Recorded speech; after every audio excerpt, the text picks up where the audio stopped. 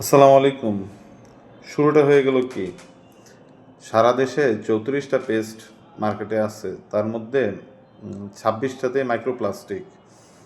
ওরে বাবা, ক্যান্সারের সকল উপকরণ এখন আমাদের মুখ দিয়ে যাচ্ছে, তাহলে বাচ্চাটার কিভাবে হবে? এই প্রশ্নটা আসলে আমরা কেউ করি না, কেউ চিন্তাও করি না।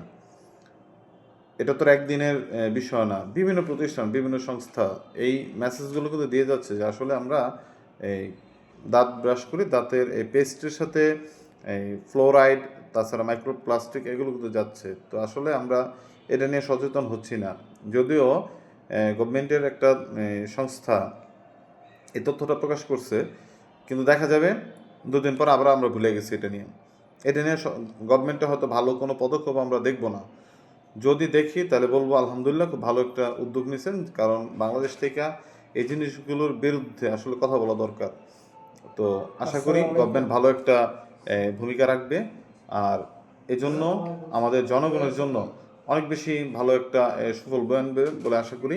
তাছাড়া যারা অর্গানিক পেস্ট উৎপাদন করছে এবং মানুষের উপকারের জন্য অনেক কিছু করে যাচ্ছে, তাদের জন্য অবশ্যই অ্যাপ্রিসিয়েট করার মতো এখন একটা বিষয়।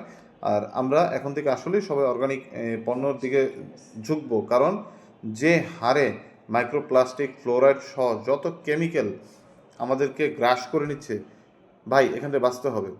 এই জন্য বাঁচার জন্য আমাদের অর্গানিকে আসা দরকার। আর গভর্নমেন্টকে অসংখ্য ধন্যবাদ জানাই এরকম সুন্দর একটা উদ্যোগ নেওয়ার জন্য। আসলে মানুষের সচেতনতা বাড়িয়ে দেওয়ার জন্য সার্বিক একটা ভূমিকা রাখছেন, সেজন্য অসংখ্য ধন্যবাদ। আসসালামু আলাইকুম।